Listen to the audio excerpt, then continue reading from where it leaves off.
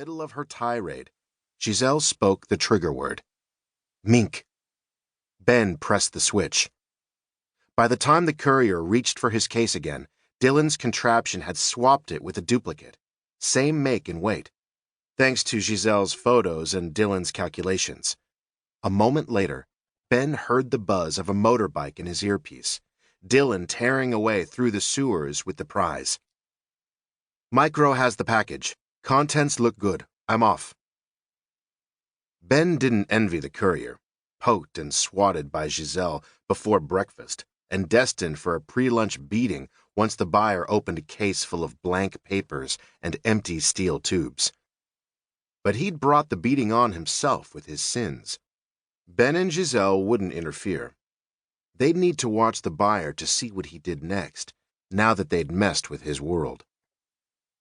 With the real case in hand and the buyer under surveillance, the company would finally get a trace on the organization behind the destruction in Munich, St. Petersburg, and Tokyo. Each strike built upon the ferocity and death toll of the last, until Rotterdam, when the bomber had botched his job and killed only himself. Rotterdam was the break the company needed. An undetonated fragment proved the attacks involved a new type of explosive, CRTX, 5 times as powerful as C4 and previously considered impossible to make. With the bomb compound identified, the company field operatives went into overdrive searching for leads. Ben found the big one. An Algerian contact in his home base of Paris hinted at an order of rare chemicals heading to a bomb maker. Ben put a hasty mission together, pulling in Giselle and the company's top tinker, Dylan. The Algerian's info led them to the case, and the case led them here. Micro, Ben said, laying his scope in its case. That's a job well done. Enjoy the flight home.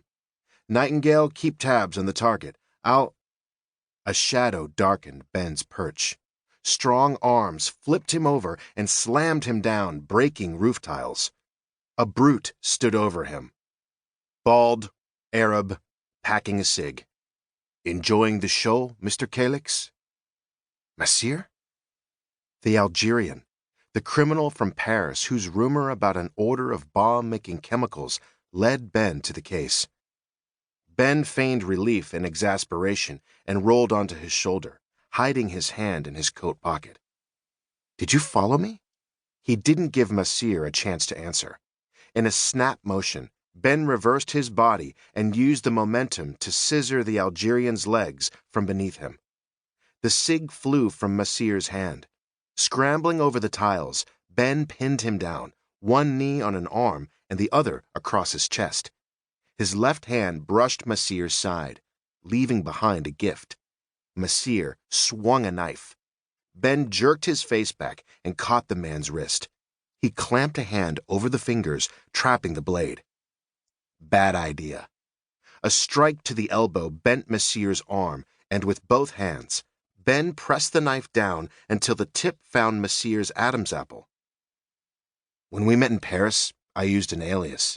How do you know my real name? Jupiter has been watching you. He is pleased.